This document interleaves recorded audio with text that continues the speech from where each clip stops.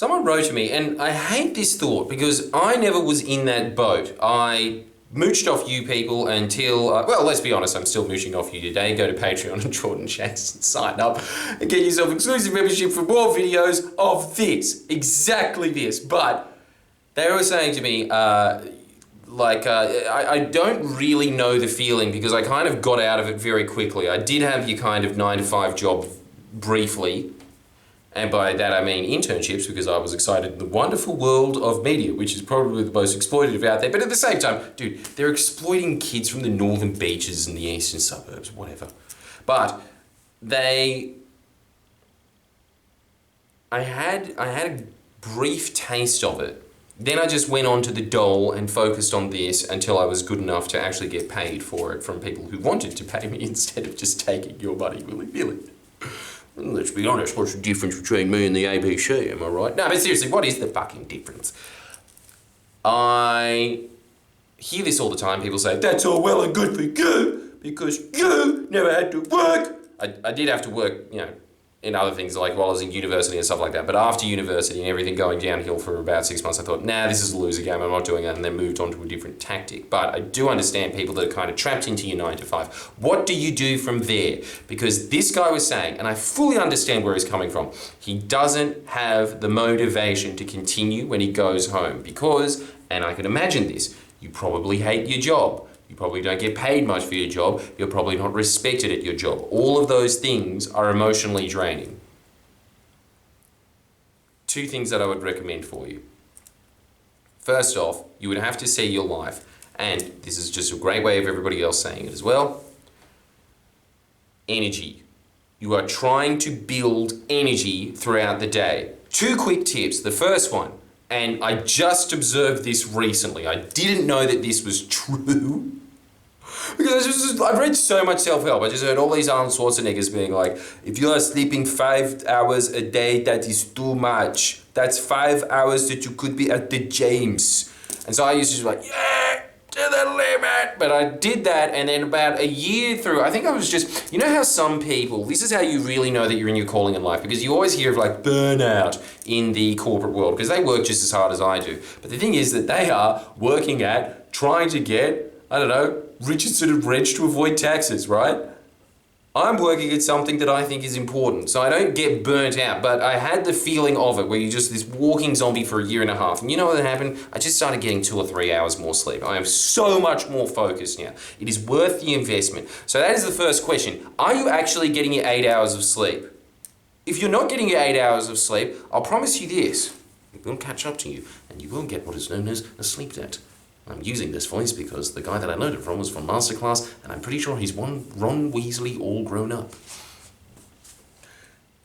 If you aren't getting your 8 hours of sleep, and I think that there was good statistics on this, from memory, it might be 1 in 2 Australians, so 50% aren't getting sleep. And I think that the other half just think that they're getting the right amount of sleep, but you will know when it happens. You will know. You don't see sleep as the enemy. You just, if you aren't getting enough sleep, you go to sleep earlier. It is worth the investment because you will grow, you will wake up and you will be more focused. So that's the first point, right? Do you understand why you watch this channel now? Because I'm saying the most basic shit on earth. Stuff that your mum would say, we're like, shut up! And then to me, yeah, I'll pay for your membership. That is very good advice. So that's the first point. But the second one is, I think that another quick way of increasing your energy, look, I really ascribe to the 70% fruits and vegetables diet. I think that you should be fasting a couple of days a week. It was the same thing with me. I did the same thing. When I was sleeping, I didn't even have the energy to do it, so I just kept cramming shit into my mouth. And everything just kind of like, you know what I mean? Like it's that little fulcrum thing. Getting that extra 2 hours of sleep, it does something to your brain where you go, and it fixes the entire dam. Because I started eating a lot of bad things, such as Shape nacho flavor instead of the obvious choice, Shape barbecue. What the hell was that all about? I'll accept pizza shape and chicken creepies, but that nacho cheese one, what the hell was I thinking? No, but you know what I'm saying, right? Right? Do you know what I'm saying? Probably not, because I haven't said it. I am saying that if you don't get your sleep, you start making worse decisions throughout the day. And that is draining. And worse decisions mean doing things that will deprive you of energy. When I say that I fast, I do cheat fast. I eat fruits and salad and that's it for 2 days a week. It has made a huge difference in the levels of energy because it gives your stomach an opportunity to digest all the crap that you've put in there, because there is no way, as you will hear from everybody, that is the closest thing that we have to an elixir of youth actually. It's just fasting. And another big point of it is, and the thing is because I think that 50% of your energy just goes into digesting things, especially if you eat a lot of meat. That can be, you can have meat in your stomach from 15 years ago, just rotting in there, imagining maggots flying around with buzzards. If you're just eating proteins and carbohydrates, what are you doing really? You're just chucking, bones almost that need to be digested in a James Bond villain, like, see you next time, Mr. Chicken. Falling in there. You've got that. And then the other thing is that if you're eating a lot of carbohydrates, that's just glue. You're no better than Ralph Wiggum going, Miss Hoover. Same. You're exactly the same. Sick! So I think that that's another thing, is just that you start eating more vegetables and salad, your little salad bags. I cannot recommend those enough. You should be having those with every meal. It does make you feel a hell of a lot better. You will notice it in your skin if you do. But the other thing that I think gives you energy is inhaling properly. Tony Robbins has the technique of inhaling for 28 seconds. Inhaling for 7, holding for 28, exhaling for 14.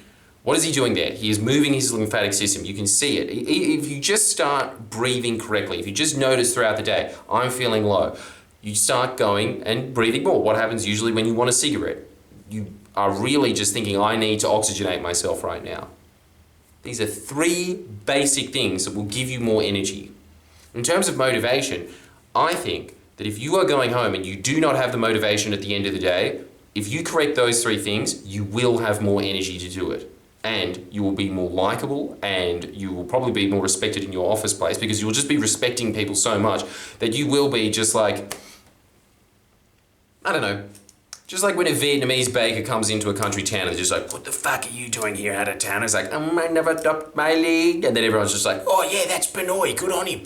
You know, like, if you just start getting that hello attitude, which you do get if you just follow those 3 things, that will move on. Because this is the whole thing about everything about self-help. It's just like, everything that you do has like a ricochet effect.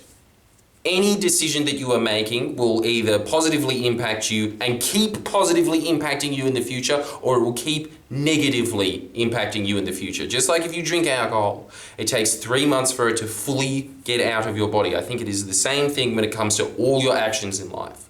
And if you correct those and you have more energy, that energy is then transferred into just doing your job better. Because a lot of the time when people make mistakes, it is just out of fatigue. If you go into court, I think after lunch, you are more likely to be convicted.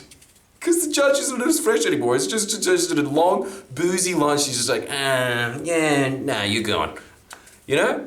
It's even judges that have to be some of the smartest, most put together people on earth, there is a direct correlation with how grumpy they are and how much they can get done in the day. Get those 3 things corrected. But then the last piece is, if you do not have motivating goals in life, even if you have the energy, it goes nowhere, does it? Doesn't it? The ricochet effect of not pronouncing T's. If you are going home and you are not working towards your goal, I think the big thing that you should be looking for is your goal actually motivating you? Or do you have one of those goals that you just have because the people in society say, who should get a Lambo? I want a Lamborghini, by the way, that's why I said that one. That is my goal in life, to just get the cuntiest car on earth and walk out in an all-white suit with circular glasses. That is my image of making it. It's like, yes, even if you kill my car, I can get another one. Ooh. So you have to actually think about what you are doing and if it is actually motivating you. And just by the sheer metrics of all of that, if that's happening, you're not being motivated probably, are you? You're not going through life with something big enough to muster you, even if you are, at the end of the day, dead to the world tired, you can't get the next point out. Look, even though I was saying all of those things before of just me not sleeping correctly, I'm still working until 2 a.m. every day. I wasn't working as effectively, but that was pretty much all I was doing, and pretty much all I am doing still anyway, but instead of going to bed at 2 a.m., I go to bed at 12 a.m.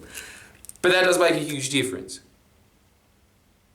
I'm still working towards my goals all the time, even the bigger ones that I have in the future. I just tuck away little bits here like a rat.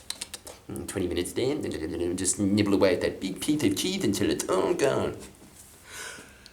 Those are my 4 pieces of advice for you. So, write these down. 70% vegetable plant-based diet, fast.